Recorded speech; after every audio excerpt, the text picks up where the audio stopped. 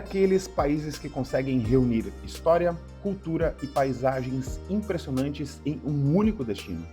Aqui nasceram algumas das maiores civilizações da América do Sul, entre montanhas que ultrapassam os 6.000 metros de altitude, cidades coloniais construídas sobre antigas fundações incas e lagos que parecem tocar o céu. Nessa viagem eu passei por Cusco, Machu Picchu e pelo lago Titicaca, conhecendo comunidades que preservam tradições centenárias até os dias de hoje. Esse é um dos quartos em Cusco, onde tem uma construção bem típica da região, bem tradicional, banheirinho com pedras, bem massa, bem massa. Minha viagem começou em Cusco, considerada por muitos a capital histórica do país. A cidade está localizada a cerca de 3.400 metros acima do nível do mar, e justamente por causa dessa altitude é muito comum que os visitantes sintam o chamado mal da altitude ou sorote.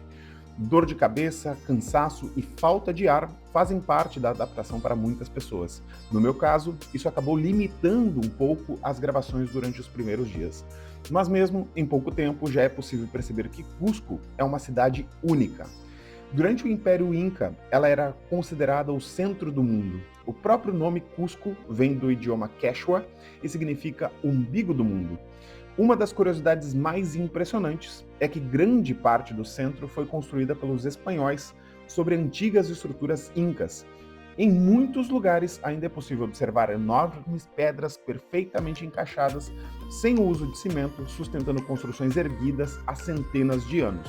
Na Praça de Armas, principal praça da cidade, convivem igrejas coloniais, ruas de pedras e construções que contam duas histórias ao mesmo tempo, a do Império Inca e da colonização espanhola.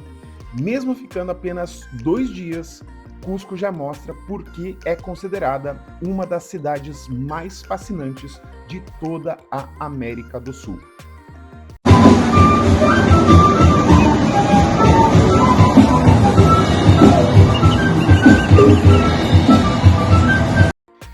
Depois de alguns dias em Cusco, chegou um dos momentos mais aguardados da viagem: embarcar no trem rumo a Águas Calientes, a porta de entrada para Machu Picchu. Esse trajeto já faz parte da experiência. À medida que o trem avança, a paisagem muda completamente, os vales andinos vão dando espaço para uma vegetação mais densa, acompanhando o curso do rio Urubamba, que escavou esse enorme cânion ao longo de milhares de anos. Existem poucas formas de chegar a Águas Calientes. A mais comum é justamente de trem, já que não existe uma estrada convencional ligando a cidade ao restante da região.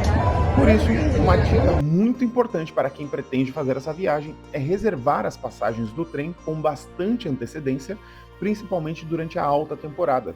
Dependendo da época do ano, os horários podem se esgotar semanas ou até meses antes. O mesmo vale para os ingressos de Machu Picchu. Nos últimos anos, o controle de visitantes ficou muito mais rigoroso para preservar o sítio arqueológico. Hoje, existem circuitos específicos dentro da cidade inca e um número diário limitado de visitantes. Quem deixa para comprar na última hora pode simplesmente não conseguir entrar. Sinta uma vibe dessa viagem de trem agora aqui com os músicos cantando para vocês.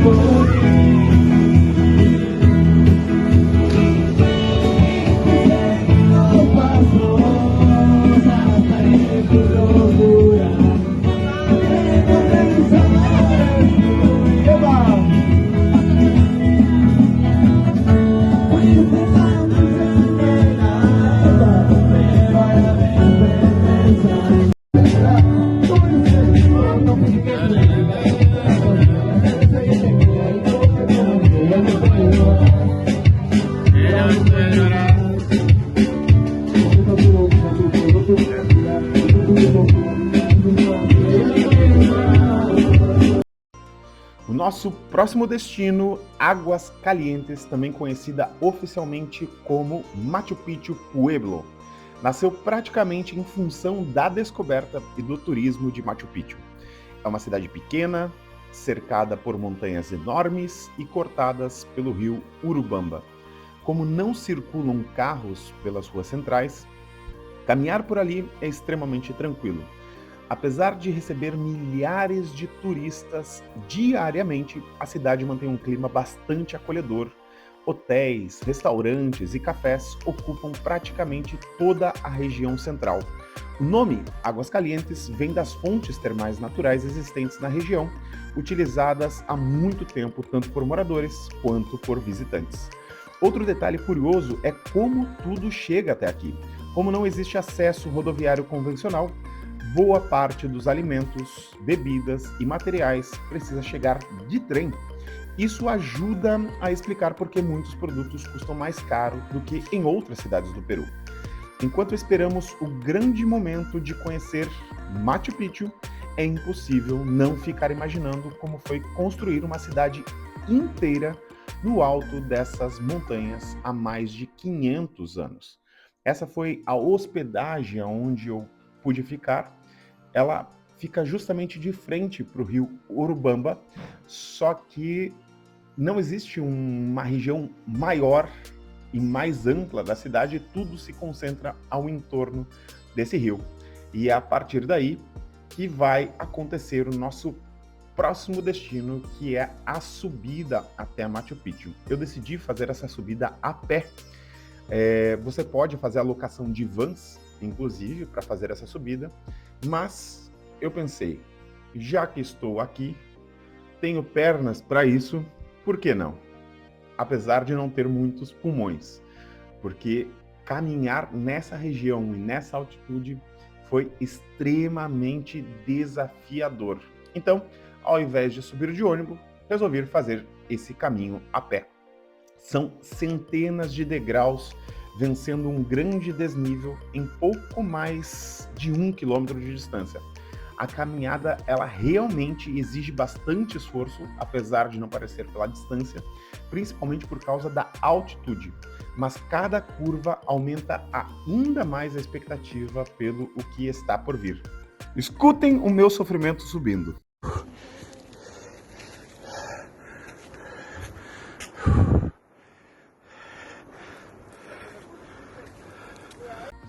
Então, de repente, subindo todos esses degraus, aparece a nossa Machu Picchu.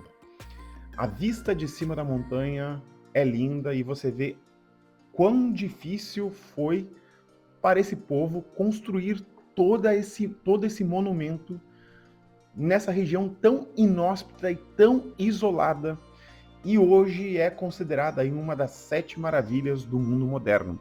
Ela foi construída no século XV, durante o governo do imperador Pachacuti. A cidade permaneceu escondida da conquista espanhola e acabou sendo conhecida mundialmente apenas em 1911, quando o explorador Hiram Bingham levou sua existência ao conhecimento internacional. Até hoje, muitas perguntas permanecem sem resposta. Não existe um consenso absoluto sobre qual era a sua principal função. Alguns pesquisadores acreditam que foi uma residência da elite inca. Outros defendem que tinha funções religiosas, administrativas e astronômicas ao mesmo tempo. O que impressiona é a engenharia. As pedras foram encaixadas com uma precisão extraordinária, sem argamassa, formando estruturas que resistem há séculos em uma região sujeita a terremotos. Além disso, todo o sistema de drenagem construído pelos incas continua funcionando até hoje, evitando deslizamentos mesmo com fortes chuvas da região. É impossível caminhar por esse lugar sem imaginar como uma civilização conseguiu realizar uma obra tão extraordinária em um ambiente tão desafiador. E vou deixar aqui para vocês, sem eu falar muita coisa, e simplesmente só apreciar essa obra de arte construída no século passado.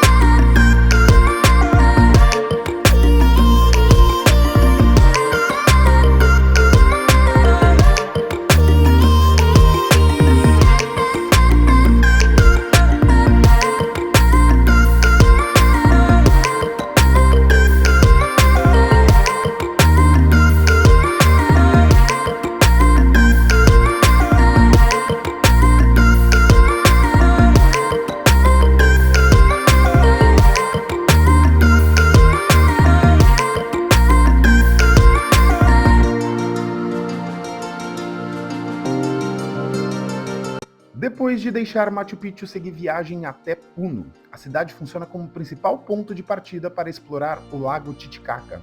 Com aproximadamente 3.800 metros de altitude, ele é considerado o lago navegável mais alto do mundo, entre aqueles utilizados por embarcações de grande porte.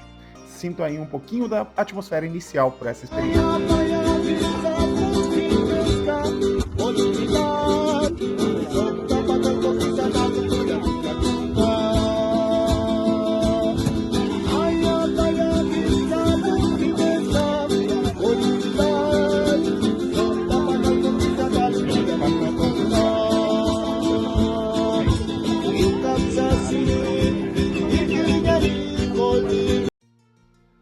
O Lago Titicaca, além de dividir Peru e Bolívia, possui uma enorme importância cultural para os povos andinos. Segundo a tradição inca, foi justamente destas águas que surgiram o Manco Cápac e Mama Ocllo, enviados pelo Deus Sol para fundar a civilização inca. Minha primeira parada foi nas famosas Ilhas Urus. O mais impressionante é que essas ilhas realmente flutuam. Elas são construídas com uma planta aquática chamada totora, que cresce naturalmente nas margens do lago. Camadas e mais camadas dessa planta são empilhadas até formar plataformas suficientemente resistentes para sustentar casas, escolas, pequenas torres de observação e até embarcações tradicionais. Como a parte inferior da vegetação vai se decompondo com o tempo, novas camadas precisam ser adicionadas constantemente, ou seja, as ilhas estão sempre sendo reconstruídas. Aí, nosso guia, ele estava explicando e mostrando como é uma totora, e mostrando a altura que nessa época não havia muita chuva, por isso estavam com um tamanho menor. Esse é o presidente da ilha. E observe um pouquinho como ele fala um dos idiomas tradicionais, que é o idioma Quechua.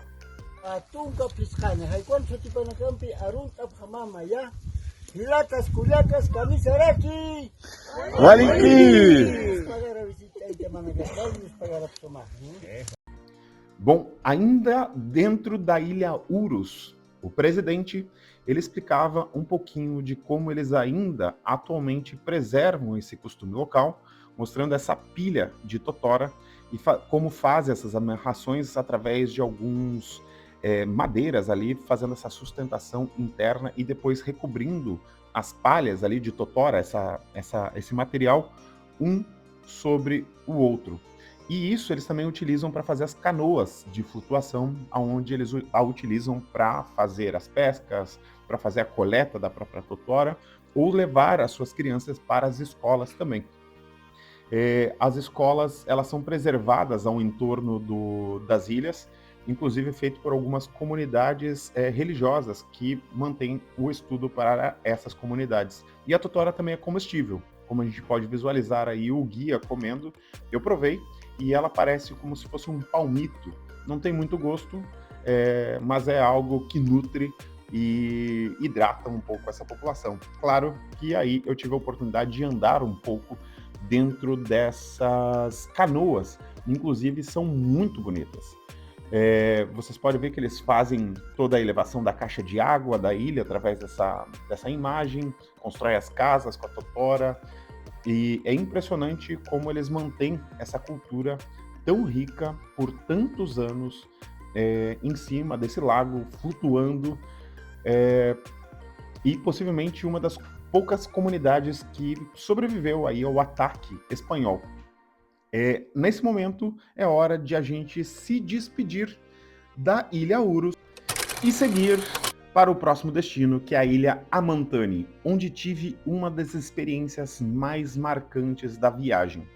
Ao invés de ficar em um hotel, passei a virada do ano hospedado na casa de uma família da comunidade local. Essa é uma oportunidade única para conhecer um pouco mais o modo de vida destes moradores. Grande parte das famílias vive da agricultura, da pesca e do turismo comunitário. Um aspecto muito interessante é a língua que eles preservam durante muitos anos, embora o espanhol esteja presente. Muitos moradores têm como língua materna o Quechua ou o Aymara, idiomas indígenas falados muito antes da chegada dos europeus e que continuam vivos até hoje. Aí um pouco da hospedagem aonde eu fiquei junto a essa família. Sí, hola. Participar dessa celebração de Ano Novo ao lado da comunidade tornou essa experiência muito mais especial do que apenas visitar esse lugar. Aí você vai observar algumas das refeições que eu fiz. Toda a alimentação desta população é de frutos, vegetais, tudo colhido e produzido na própria ilha, pelos próprios moradores.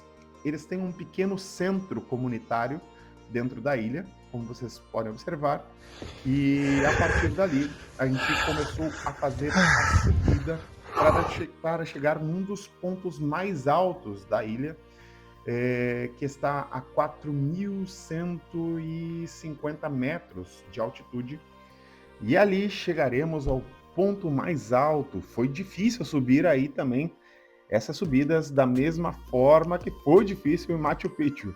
Aqui, inclusive, é mais alto. Apesar de eu já estar há mais dias e um pouco adaptado, eu cansei muito, muito, muito. Mas foi um momento de troca cultural difícil de esquecer nessa ilha. Aí mostra, na verdade, uma das construções onde é considerado um dos templos. Nesse dia, muitas pessoas estavam indo a esse local fazer alguns rituais. Inclusive, presenciei algumas cenas fortíssimas de pessoas como se estivessem incorporando espíritos nessa região. Nesse momento, me deram uma folha de coca para melhorar no mal da altitude. Foi horrível. Eu falei para eles que era delicioso, mas brincando, eles perceberam na cara que era horrível.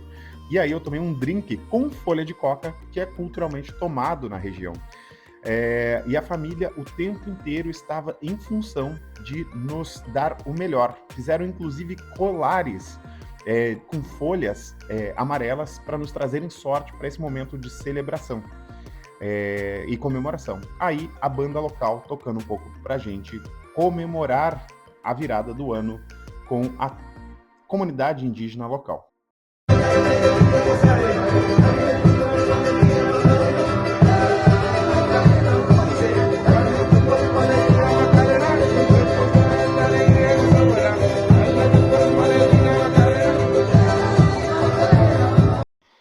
Claro que eu não deixei de participar da dança, já que eles nos convidaram.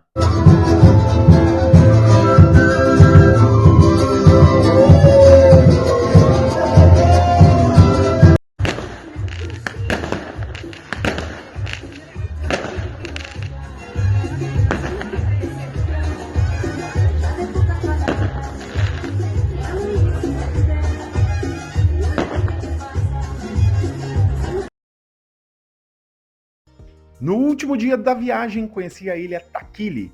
Assim como a Mantani, ela preserva tradições ancestrais que continuam fazendo parte do cotidiano dos moradores. Takili ficou conhecida internacionalmente por seus tecidos artesanais. A arte da tecelagem é tão importante para a comunidade que foi reconhecida pela Unesco como Patrimônio Cultural Imaterial da Humanidade. Um detalhe curioso é que tradicionalmente são homens que aprendem a tricotar desde criança.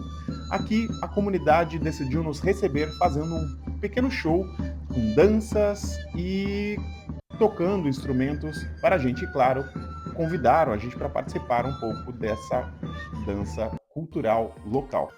Os gorros que eles usam também carregam informações sobre a sua vida. Em muitos casos é possível identificar pelas cores e pelos detalhes se um homem é solteiro ou casado. Aí ele estava explicando um pouquinho sobre a confecção do sabão artesanal que eles fazem, que os homens inclusive fazem, de maneira bastante simples, utilizando técnicas transmitidas entre gerações. Depois, a gente teve a oportunidade de ter um almoço com essa vista maravilhosa do Lago Titicaca. E, claro, para encerrar, resolvi fazer um tradicional banho, que normalmente eu faço quando viajo e tem água, eu entro aonde for. Então, naquele dia, a temperatura da água estava em torno de 13 graus. Foi um mergulho rápido, muito rápido, por sinal, mas impossível deixar de passar essa oportunidade. O Peru é um país que vai muito além de Machu Picchu. É um lugar onde natureza, história e culturas milenares convivem lado a lado. Uma viagem que, sem dúvidas, fica marcada para sempre na memória de quem passa por aqui.